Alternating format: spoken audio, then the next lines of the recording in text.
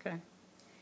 I wanted to give you guys an inside scoop on just the cultural differences when an expatriate do leave from their hometown and go into another country, and how uncomfortable it may be, and how, you know, if they're not knowledgeable about where they are, how it could be, you know, kind of a conflict. So I'm only going to play a portion of the video just to get an idea. There's something called a partner. I've never had met, and I've never seen it. Sure. How does it look like? Sure. I've never used electricity, so I imagine it is really very hard for me to do it. The United States, we had this only one wife. These things are going to affect us.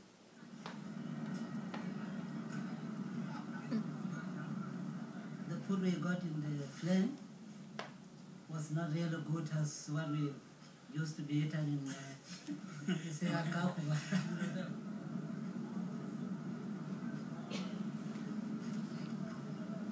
It is like soap, you know, that small one. I don't know if it is soap or bitter.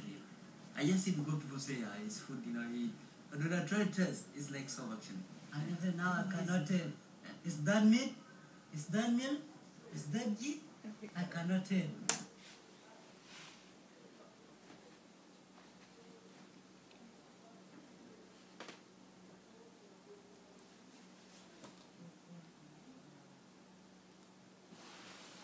Thank you.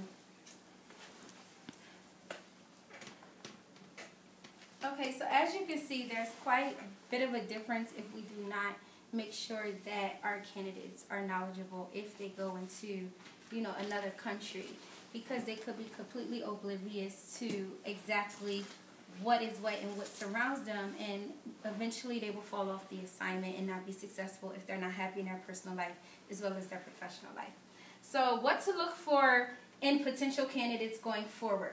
First, we want to look for personal traits. In these personal traits, we want to understand diverse cultures, effectively interact with people of diverse nationalities and ethnic backgrounds, meaning we want them to be able to interact with basically all walks.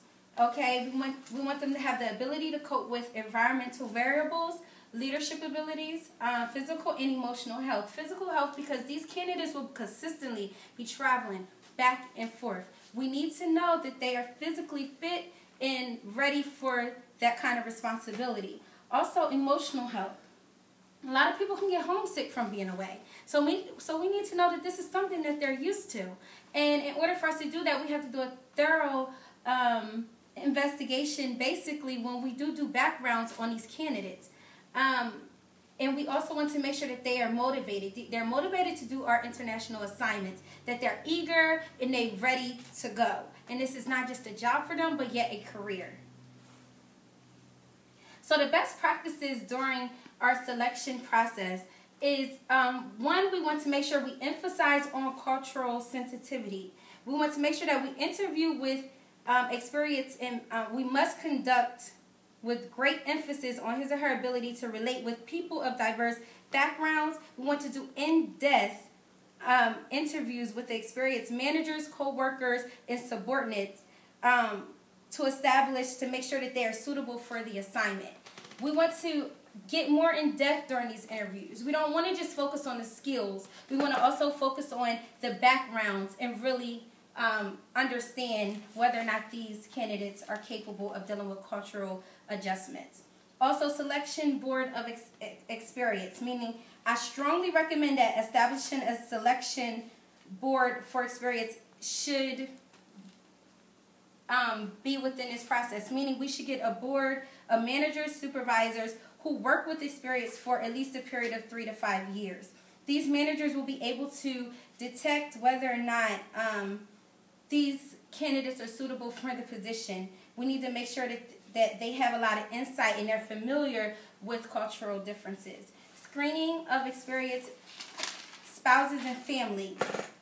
A lot of time a lot of times, a lot of our failures from the past came from families and spouses being unhappy, being away from their families, not being able to adjust to cultural differences and things of that nature. So it may take a little bit more time, but it'll be well worth it. Not only will we be doing screenings on the candidate in itself, but we will also be doing screening on the spouse and the family to make sure that they also have backgrounds and they're also capable to adjust as well. And they would probably do a lot better overseas.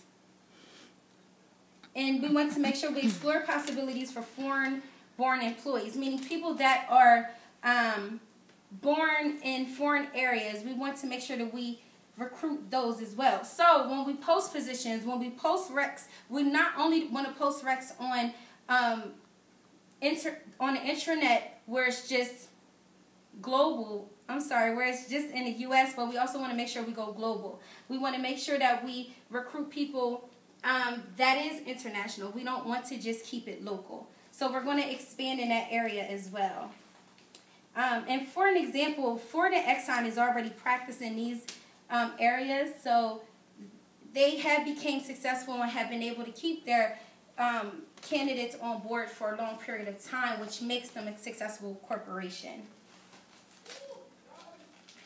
So how to select the right people? Okay, so we want to use a selection panel. Okay, choose candidates that have successfully completed similar international assignments, meaning their experience, they must, absolutely must experience other international assignments in order for us to bring them on board.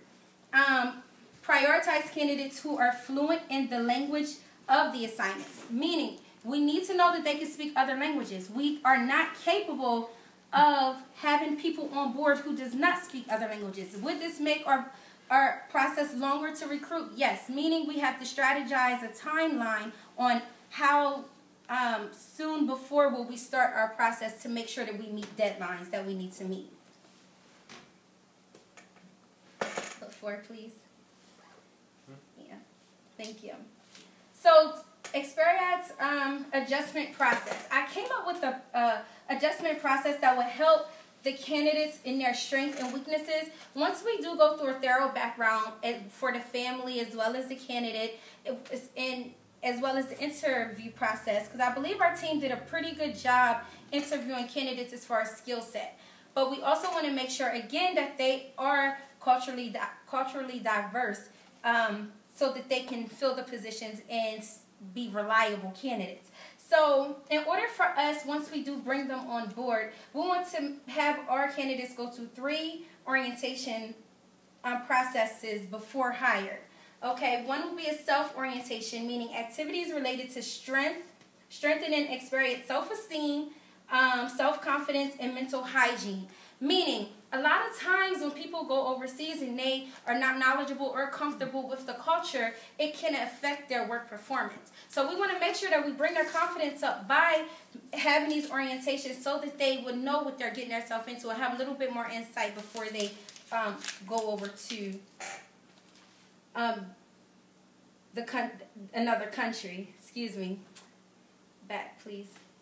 Perceptional orientation. The experience ability to understand cross-cultural behaviors the way they do, as well as the ability reason out causes of behavior. Meaning we want to make sure that they understand the behaviors of another culture, the language barriers of another culture. We need to make sure that in these orientations that we are training and processing this information into them so that they will be ready and more prepared.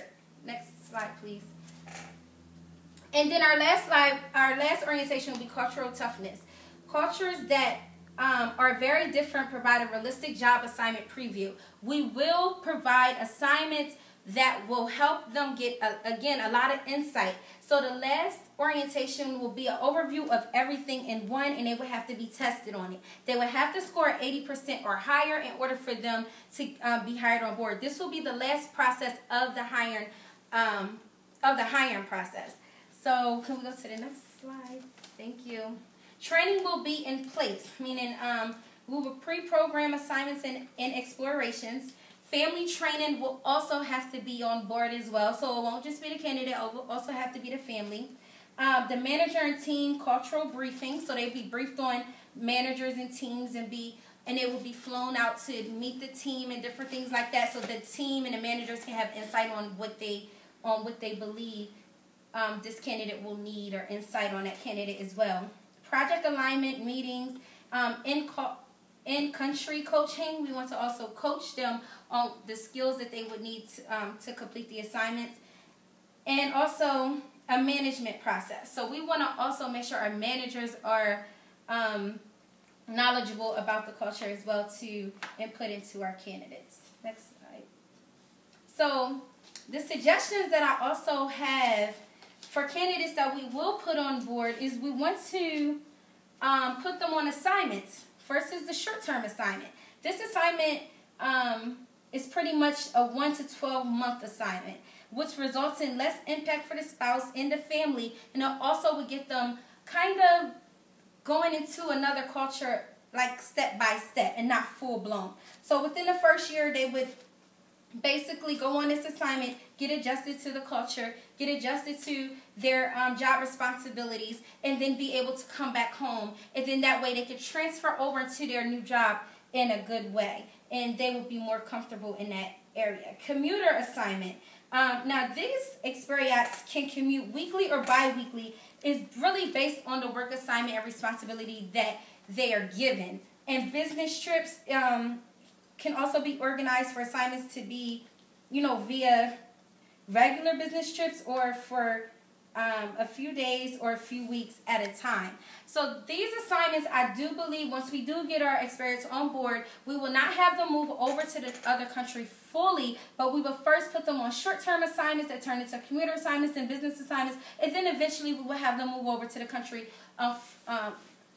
full-blown. But the benefit of this is now that technology has expanded so much, they are also able to, when they're not in utopia, when they are at home, we will have access for them to work at home as well as via VTC, video conference, and conference calls, so that they can be, in the loop with all of our planning and strategizing for the company.